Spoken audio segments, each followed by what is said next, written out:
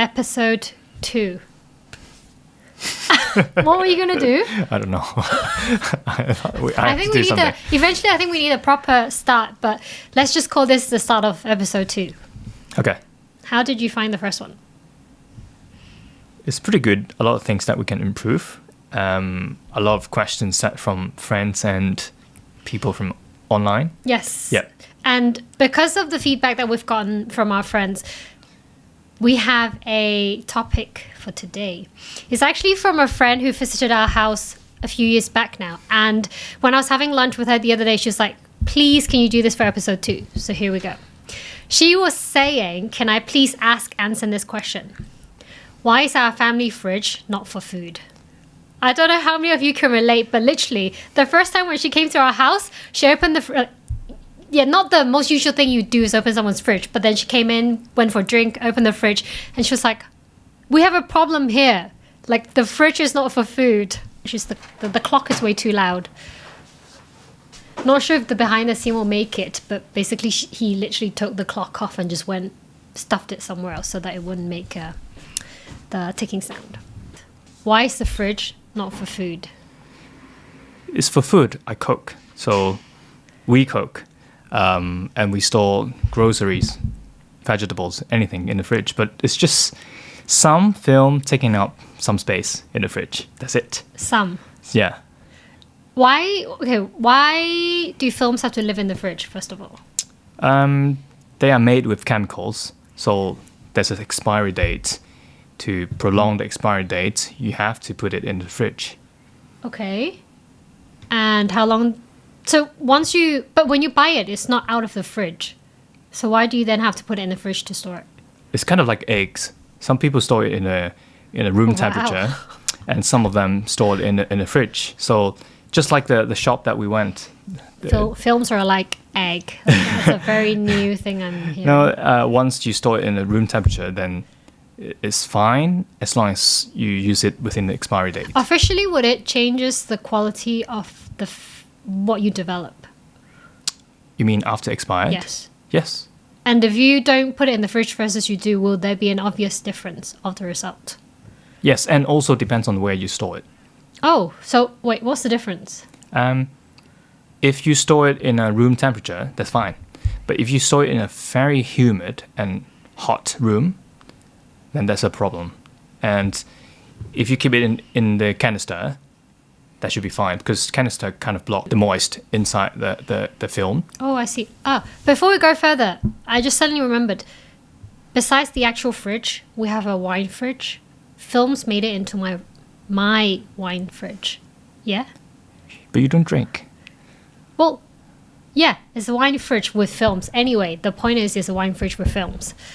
On the record. Okay, back to films. It's something that I really like because the camera that I've been using, again, is the Klasse S. Is the Klasse S. I only have it on auto mode. I love the results because it's so unpredictable. And obviously, I don't know how I should be changing the manual of the film camera to have the results that I want. But what have the films that you've been giving me for my Klasse S? It's not the cheapest one. Thank you. Yeah. To be honest, it's kind of like a medium-priced range film. It's a film called Yes Star. I haven't yet. Is it here? No, because we ran off this kind of film. This Yes Star is basically it looks like Fujifilm negative, and it gives you very pleasant look. It's not an expensive film like Portra. Maybe we can talk about different brands, but just want to make it simple and everyone can understand. It's a medium-priced film that it basically shoots every kind of conditions, like overcast, sunny day. And I used Yes Film when we were in Nagoya. Yeah, one of them. But I also packed you Kodak Portra. Okay, what's the difference? Kodak Portra is like the name. Portra means kind of like portraits. Oh, I never knew that's what it's supposed to mean. It's only what I guess. I didn't really read the technical sheets. But is this supposed to be better than portraits then? For portraits? Yeah, it's well preserving skin tone. So when you shoot with Portra, obviously the skin tone will be much. I wouldn't say orangey. It's more corrected, like not too pink, not too pale, but keep that look neutral. Because some of the films like Kodak Actor, if you shoot portraits, it will be kind of red. So can we show my Yes film photos versus Kodak Portra? Yeah. So that we could go over like the difference and explain it to people for someone who like me who's a very beginner. These are the freshly developed film from the lab. First, let's go through Yes Star. Okay. 400. I have seen this batch of photos, but I do not know which film they were taken from. So it's actually a very interesting experience for me for you to explain what film I actually used on what pictures. Okay. So this film, I asked you to rate it at 400, and you can see that the contrast is kind of high, and it's kind of. Do you feel like there's orangey sense? Even for the wood, because this place was obviously a wooden house, a Japanese kind of those heritage house. But yes, I could definitely tell the small orange. When I look at the shots, I think you took it really nicely. So this is from Yes. Yes Star. Yeah, Yes 400. Star. And what do you think about Yes Star? I don't know what to comment about the color. I like the framing of the picture, but I don't know how to describe the color results. Okay. What do you see then, like when you look at this? What I would describe the film is medium contrast. There's a little bit of green tint in the photo. Yes Star. So Portra 400 is for portraits. Yes Star, is there specific type of pictures you would take it with? Usually, if I use Yes Star, it's for just a general purpose film. So I'll just feed it to when I test something. Okay. Because I think it's a very good and reasonable price film that you can already see a lens that's you like it or not. Okay. Shall we go to Portra 400? Yep. Oh, I like the color a lot more. Yeah. Is this film more expensive? Yeah, it's kind of like double. Almost double, not. Privilege. Yeah. Okay, I really like the color.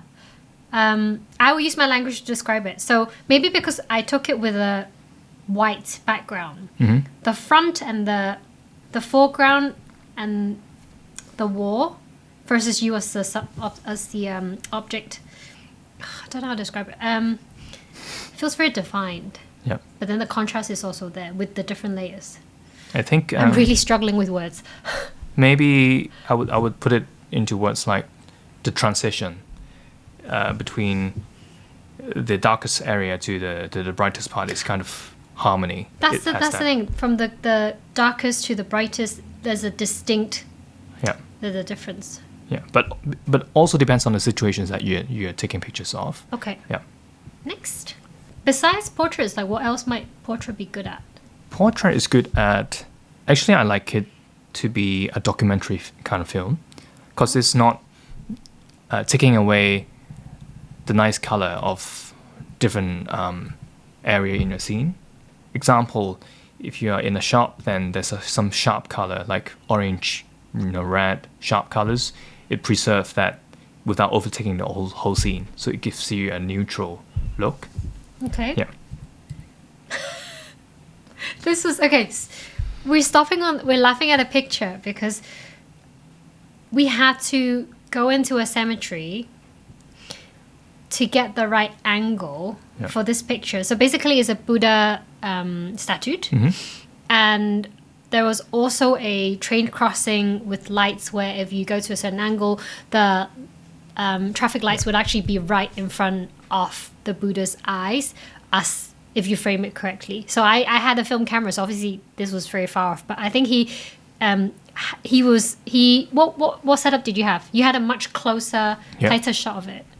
I had the 75 Noctilux and the M11. So it's a digital camera and a much more telefocal length. Yep. Just so that you guys can compare, we'll also put up my iPhone version of this picture because it's so Instagrammable, and I would say the framing, it's perfect. Okay, keep going. Let's see if we could pick one more of the Portra 400. If you don't like this, we don't have to show it. Yeah, I'm fine. If you like it, then yeah. I like every picture. I think it just gives me a very special memory, and I never understood the urgency in him wanting to always go develop films like the next day when he come back from a shoot. But now I do. Like after a trip, I'm like, when are you developing my films? Because the unexpected, it's so surprising, and I wouldn't get disappointed because I never had expectation of what it should turn out. So I like every picture. It's good. So with Portra 400, how does this help the light coming from the window and the results of it? Well, I think shooting film has a very good preservation on the highlight area, so you don't see the highlight. The highlight is still keeping some sort of information there, and you don't. There's also details at the back in the background, so you don't feel like the scene is completely dark or completely bright, right? The second part is the correction of the skin tone. Like I said, Portra gives a much more corrected skin tone, so it's not orange, it's not pink, it's not red. It's something that, neutral, like how I look.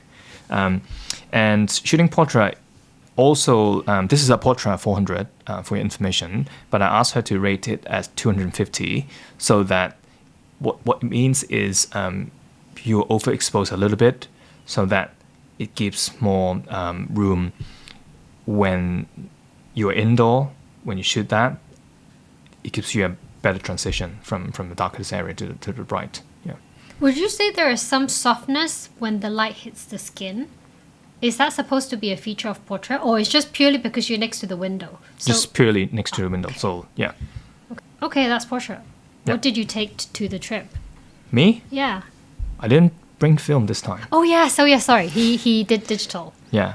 So yeah. Okay, then what is your favorite film? My favorite film is this. What is it? Reflex Lab. Yeah.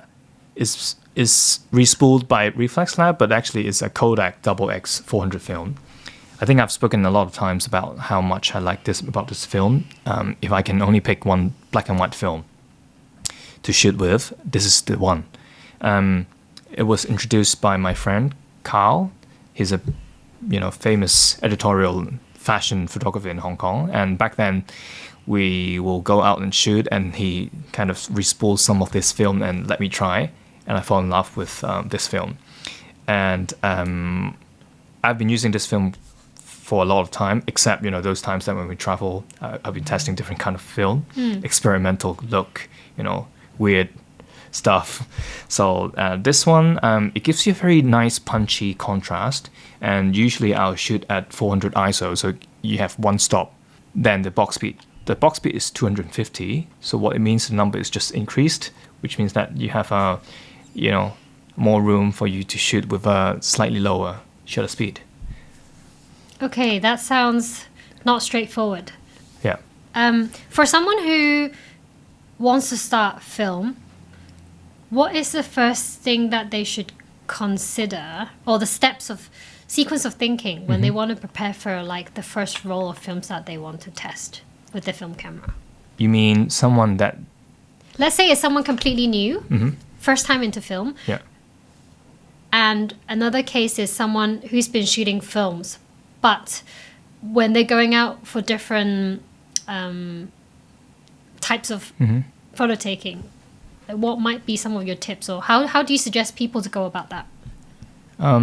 For really beginners, like maybe someone just watch our channel and realize that maybe I should try to film, which one should pick, I would advise you to go to a shop to pick the cheapest one. Why? Because film, it has a pretty steep learning curve, at least to me. So you mean like get cheap film so you fail fast to know? Yes, exactly, yeah. I still remember our friend Reggie, the first roll of film. That was a 50 ISO film, and he looked at me like he knows what he's getting. So when each shot that he took, he was changing the ISO. I was like, what are you doing? And that's his first experience. I Wait, hope what you did don't he mind. say? What did he say when you asked him, what are you doing? He was like, huh? What do you mean? Yeah. So because you're shooting a film, I think what I missed saying is that first you need to pick the cheapest film, and second one is pick at least a 400 ISO film. The number is higher means that it has a higher sensitivity, which means that it gives you kind of more room to play around with in different situations. So if first time in films, I definitely do daylights. 400 would be the safest option. Yes, because I'm not sure what that person is going to get with a film camera. Maybe usually with a smaller aperture, which means that less lights will get into the camera, or just a normal point and shoot. So I would recommend 400 is a very good. Just remember when you ask me what film should I load, right? I'll ask you whether you're going to. When are we going to go out? Are we going to go out during daytime, or are we going to go into indoor? Are we going to spend a lot of time indoor or at night, so that we go back to the checklist to see which kind of film that you put into your camera. Yeah. Oh, that's why you asked me those questions. Yes. I never take it at nighttime, so I'm like, what do you mean? Like, I only do daytime shoot with a film camera. Yeah, then the questions is like 5 questions. I'm like, oh, whatever, you just pack whatever you think would work for me. Okay. So your favorite colored film is Portra 400? Yeah. There are a couple of color films that I liked. Portra 400, because it gives a neutral look. There's not too many choices for medium format. Yes. The 120, because a lot of people now shoot 135 more than 120. What does 135 mean? The smaller canister. Okay, why? Like, what's the difference of when you look at the pictures? Oh, remember the pictures that I took in Xinjiang? Yes. That's medium format. You know, Okay. the square one, 6x6. Yes. The square one. So you get much more details, and it almost gives you a nice pastel look in it, right? That's a 135 120. or 120. It has much bigger film size. Imagine one of the frame is like this, then that is like this. Okay. It store much more information, but however, because of the popularity, so a lot of people shoot 135 and less medium format. So less choices in medium format. Okay. They're killing a lot of films. Okay. Yeah. So 2 of the 2 that you like for color pictures. Recently, I like using the 640T in Hong Kong, especially at night. When you look at the pictures, it's kind of blue, right? Because it's trying to correct When you the say white balance. right, you're not expecting a nod. Like, I don't know what's right. Okay. So that's for night photography. Yeah. Okay. You covered day, you covered black and white, day colored, black and white, and nighttime. Any other specific films might fit different occasions? Yeah. So this is the Philadelphia 50, and it's quite difficult to buy right now because I bought quite a bunch and store in the film. That's why. A lot of film is getting more expensive, and the problem is it's much harder to buy, and that's why I bought some and saw in the fridge. When you say more expensive, like, what's the increase of percentage price for films over the past? Has it like skyrocketed in 1 year, or like since COVID? Or so let me go back to 2010. Film price was not that cheap, but it's okay. So I think roughly a roll is $4 to $5 USD. okay. And then at that time, all of the friends look at me like, "You still shoot film? Can you still buy it?" Because fast forward to 2026, they're like, "Oh, where can I buy film?" So it became very hotly Yeah. sought after. And in 2014, that was the kind of like a rock bottom of film. A lot of people telling me that, they're going to kill color film, they're not going to produce anymore. So the Agfa Vista at that time was like $3 USD per roll. And I bought a bunch and used a bunch when we went to Cuba. Like 40 rolls of film. was a nightmare. We can come back to that in a different story. Yeah. So, for this one, Philadelphia 50 is a slide film. So there are mainly different types of film, like the slide film, which use different chemicals to process and it's behave differently. And the other one compared to the color negative, like the Portra. So slide films and color negative are two different types of films. Yes. And you use different chemicals to develop them. Yeah. And how do you tell the difference is, this is called slide film. So when you look at it, it's true to color, which means that when you look at the frame, it's in the actual color.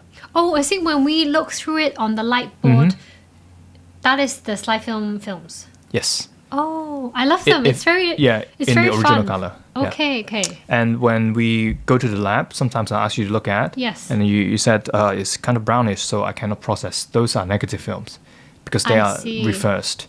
So you have to use a color mask to convert that back to the original color. Oh, and is that when you use the phone app? Yes. With the light board? Yeah. Oh, see? I know I've observed different ways of how he does things, but I never understood it. Okay, so slide films is the actual color that I see with the light board when I look over it. Yeah. Okay. And the price of a slide film now is kind of like a double of the negative, which means, I think, double or triple now. But why? So people like having their films in actual color? Back in those days, I think slide film is a thing that people mount on a mount. So there's a window inside, like a picture frame, right? And then they put in a machine to project it on the wall. Oh, okay. Yeah, so that's why there's a slide. Back in the old days, Yes. that's how they do. Yeah. Also to the preference on film, because slide film is much more difficult to use. Yeah, because when you use the camera, right, you point and shoot. For slide film, you have to be you have to understand the scene. You need to kind of know where the light is coming from so that you know, which exposures I want. Okay, so slide film will not be for a beginner then? Yes, definitely not. Okay, so as a beginner, you come in, first day, first roll of films, you're really there to just pick 400. Yes. Because it's the safest bet. Yes. Daytime. And a color negative. And a color negative. Yeah. Let's say one more tips for film beginners. Besides picking the right film, any other considerations? Oh, the actual operation. Okay. When it comes to, I think film itself is, the reason why I said it has a very steep learning curve. There are a lot of controllable factors, right? Let's say if you have a new camera, you don't know how to operate. What if the film's stuck? What do you do? The first instinct is just open it. But, film cannot just open it. You have to put in a dark bag, like a completely light sealed bag. So beginner will ask, I don't have that. What should I do? What I recommend is just switch off the light, put the film under inside your duvet, and just unload it. Yeah. Okay. But so one level down is beginner don't know how it feels when they open a camera. They just know that there's something stuck. So there are steps that I wrote in the website about how you should do when a camera is stuck. Yeah. So the first rule is never just open it in a broad daylight. I don't recommend doing this. Yeah. Okay. So never ever, if you have your film stuck in the camera, to just do a quick check. Yes. Most of the beginner will ask after unlocking, what should I do, right? Should I put it back? So yeah, DM me if you have this situation and I'll advise you steps to do it. Yeah. Yeah. And also, I believe we have Anson did a free guide on film photography before. So that's where you could watch some videos of him sharing experience on how to get started with film. Yep. I've got him as my, I've got him as the professional. So I'll leave it for you guys to watch the video if you're interested. But my guide is right here. Okay. Yeah. So we're done for the second episode. Anything you want to say to wrap up? I think same as the first episode, I always love to hear what you guys think about our series and questions. This is the inspiration that we have, and also if you want to listen more about our incident, our maybe arguments or things that she doesn't understand, feel free to let us know and comment. Yeah. Yes, and there is one topic or one question that is mostly asked by his friends to him and by my friends to him, but I'm gonna leave that out. Let's say if we crosses episode 10, we could drop a little Easter egg then. Yeah. All right. Sounds good. Follow, subscribe, and like the episode. All right. Bye, guys. See ya.